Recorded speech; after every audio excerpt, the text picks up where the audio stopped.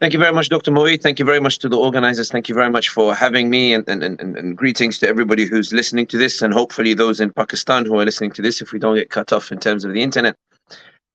I think that when it comes to the issues that are unfolding in Pakistan, I think that first thing to highlight is that it's a matter that's not restricted to Pakistan itself. The reality is that what's happening in Pakistan is affecting events way beyond its borders. And the reason why I say that is that while many try to focus specifically on what happened inside Pakistan, which we'll get to a bit later, the reality is that the ramifications were felt beyond Pakistan. And I think the greatest evidence of that was the way in which we saw countries outside Pakistan celebrate the downfall of Imran Khan for a number of reasons. The first is that Imran Khan, with his presence and with his policies, and indeed primarily with his rhetoric as well, was transforming the image of Pakistan from a state which was supposed to be a proxy of some of the other Muslim states, from a state which was supposed to be a follower, a state that was supposed to be a sidekick or reinforcement, to a state that was now dictating the debate and policy and general trends that were taking place in the Muslim world and beyond. You'll remember, for example, Imran Khan's speech at the United Nations, which, while many tried to suggest that it was only a matter of words, the reality is that those words deeply resonated with the Muslim ummah that was thirsty for a representative that could eloquently convey its views on the international stage in a way that did not necessarily make the Muslims look as if they were essentially paranoid or angry people, but in a way that presented them as very objective, logical thinkers that had legitimate grievances with the way in which many in the Western world approached issues. We saw that Imran Khan, for example, had navigated Pakistan from being considered part of one particular orbit of politics, whether that's in the Muslim world or indeed in the wider world, to one in which Pakistan became a much more independent thinker, independent operator, positioning itself as part of a wider community within which it was able to position itself as a key driver. By that I reference, in particular, we saw the issue of the Kuala Lumpur summit, which upset some in the Middle East in particular, that Imran Khan would dare to try to renegotiate the relationship between Pakistan and certain Middle East states from a relationship of dependency to a relationship of equal self-respect. The reason why I start with that is to highlight why somebody who is not Pakistani and outside Pakistan is showing a very great interest in what's happening inside Pakistan, because the outcome or the conclusion of what happens inside Pakistan to the fate of Imran Khan in particular will affect the trends that we see in the Muslim world and beyond. I think that the easiest way for those of us outside Pakistan to understand what's happening to Imran Khan is to put ourselves in the shoes of the establishment itself that has tried to imprison Imran Khan. And I will do something audacious. Let's try to put myself in the position of the establishment, and that's perhaps the best way, I think, to explain what has happened to Imran Khan. An establishment has been in power and entrenched itself for many years, perhaps even decades, and it has a certain way of governing Pakistan or the like. So Imran Khan comes to power. Imran Khan starts to speak a bit too loudly about issues relating to Palestine and Kashmir. And that is affecting our relationship with Saudi Arabia and the UAE, which are trying to pursue warmer ties with India and trying to pursue warmer ties with the Israelis. And there is clear agitation that in every OIC summit, Imran Khan insists on speaking on the Muslim issues that matter, keeps repeating Kashmir, Palestine, Kashmir, Palestine. And these states are saying to Imran Khan, you need to tone it down, because when you talk about Kashmir, you're affecting our relations with India. And when you are talking about Palestine, we're trying to normalize with the Israelis. You need to stop talking about these issues of justice. You need to learn to be quiet and to follow the trend, not to be somebody who sets the debate. You are putting us in an uncomfortable position in public opinion. But Imran Khan refused to do so. Imran Khan continued to shout from the hilltops that we need to talk about these issues because they are the issues that matter. The establishment finds itself in a position whereby where it prefers a relationship of dependency, Imran Khan is now arguing for a relationship of equal respect, and that is causing a shift in that the people are resonating with Imran Khan. Those who never took an interest in Pakistan are now resonating with Imran Khan. Those who never thought Pakistan could be a leader in the Muslim world are now looking at Pakistan in terms of raising the issues that matter, that the rest of the Muslim world are sort of setting aside, and that's causing issues for the establishment in that they find themselves increasingly incapable of pushing back against Imran Khan because he's enjoying this external popularity. Imran Khan is aware that he's becoming more popular as he's raising this language and the like. And when the Americans come along and insist that Pakistan, they ask for a demonstration of loyalty by allowing Pakistan to use its military bases for US operations in the region, Imran Khan turns around and says, we will not allow the US to use the military bases in Pakistan to conduct those operations. We see that Imran Khan, not only does he refuse them, no, Imran Khan instead states that Pakistan should be expanding and diversifying its relations as a necessity to preserve Pakistan's independence. The establishment becomes increasingly concerned that Imran Khan is going from somebody of a man of rhetoric to a statesman who is actually trying to pursue or navigate rough waters to try to guide Pakistan towards a position in which it is able to assert its interest in a manner that doesn't leave it dependent on those who prefer it to be secondary in the relationship. So when Imran Khan finally uses, or not finally, but begins to use his democratic powers to begin to assert himself as the legitimate prime minister of the state, we see this backlash from the establishment that is so outraged that a democratically elected leader would actually use his powers for the sake of Pakistan instead of following orders. They are so horrified by the notion that the people can decide a leader. They are so horrified the idea that a democratic election can produce a leader who would actually use those democratic powers in a way in which he leverages the people for the sake of what he's trying to achieve, that they decide to orchestrate this vote of no confidence to topple Imran Khan, to say that, listen, in this country, it's not the people who decide. In this country, it's not the people who choose. We choose for the people. We don't allow the masses to choose. And so Imran Khan, who was trying to lean on the people in order to push back and in order to establish himself, found himself ousted in a vote of no confidence, assisted by political parties that were upset that the people preferred Imran Khan over them.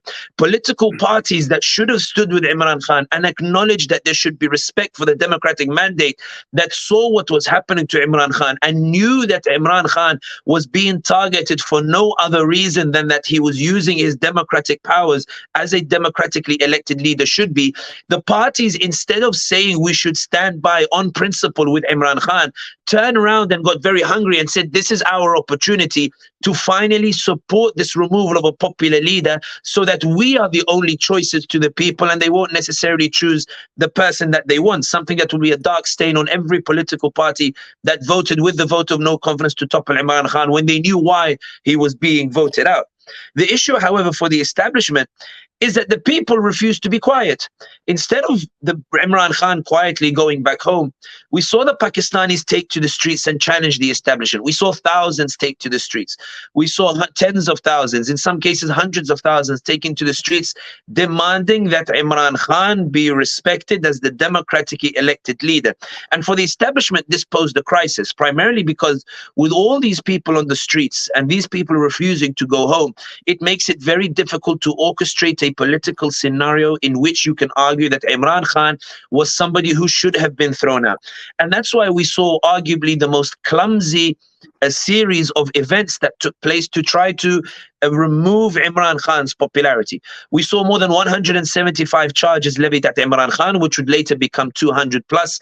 And essentially the establishment threw anything at Imran Khan, hoping something would stick. There were charges of terrorism, charges of corruption, charges of tweeting, charges of Facebook, charges of insulting a judge, charges of taking a gift and not declaring it. Anything that they could find in the book in terms of trying to make it stick with Imran Khan, they threw it not in the belief that he was actually guilty of any of it, but in the hope that perhaps any of it will stick, whereby they might be able to cast doubt on somebody whose image in the Pakistani mentality and indeed abroad beyond Pakistani's border was seen as somebody who, even if perhaps he did not have the power power everybody wished he had, was certainly seen as sincere and honest, and being targeted by insincere individuals who were concerned at the potential that Imran Khan was going to achieve for Pakistan. And on this particular point, it's important to emphasize the potential that Imran Khan might have achieved for Pakistan. And the reason why I say that is because it's important to note that in those 3 years of Imran Khan, Pakistan's image abroad transformed exponentially. When Saudi Arabia and the UAE threatened Imran Khan and told him, if you go to the Kuala Lumpur summit, we will kick out the Pakistanis from Saudi Arabia and send them back. We will withdraw our investments from Pakistan. The reason they panicked so much is because Imran Khan had gathered such popularity in the Muslim world that they felt that Imran Khan lending legitimacy to the Kuala Lumpur summit, which was a protest against the normalization policies of Saudi Arabia and the UAE and the like, and a protest by the Muslim world that the de-Islamization policies taking place. They felt that Imran Khan had achieved such a status in the Muslim world that if he lent legitimacy to the Kuala Lumpur summit, it would be a body blow to these countries and result in a shift in the Muslim world. Many people want to insist that Imran Khan was just a man of rhetoric. If he was, then these nations would not have threatened Pakistan. If he was only rhetoric, these nations would not have mobilized to threaten Pakistan. If he was only a man of rhetoric, the US would not have told the establishment that we will forgive you if you remove Imran Khan. The reality is that while many people believe perhaps Imran Khan might not have achieved enough, it was absolutely clear to those who wanted Pakistan to be a dependent country, to be a second-class country, to be a follower, not a leader.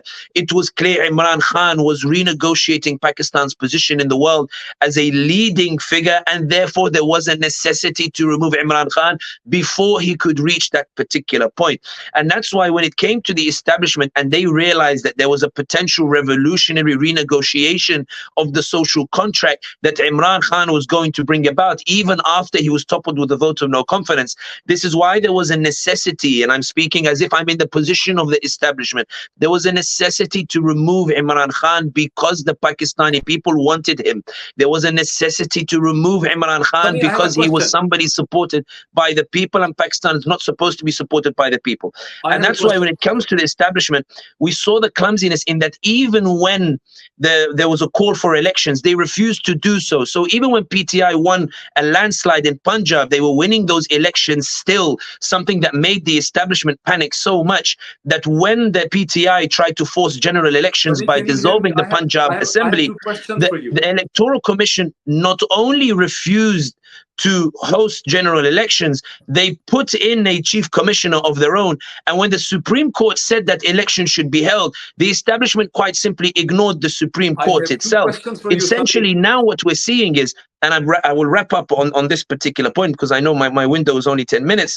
But the point is now what we're seeing from the establishment is to try to find a way to politically engineer a result that means that Imran Khan and PTI are not on the ballot box. It's about trying to orchestrate an election that can be recognized internationally and domestically, an election in which Imran Khan is not on the ballot box. It's about trying to ensure that the Pakistani people do not have an avenue to express themselves. It's about trying to ensure elections where the Pakistani people are not the ones who choose, but rather the establishment provides a series of choices between quotation marks that the Pakistani people will not necessarily be interested in, but that preserves a status quo, which means that it's not the people who dictate the fate of Pakistan. It's a select group of elites who tell the Pakistani people what is good for them. And that's why when it comes to Pakistan, and this is where I finish on this point, when people ask, why does it matter? Why is everybody interested? Why is everybody focused on Imran Khan in a way that they were never focused on Pakistan before?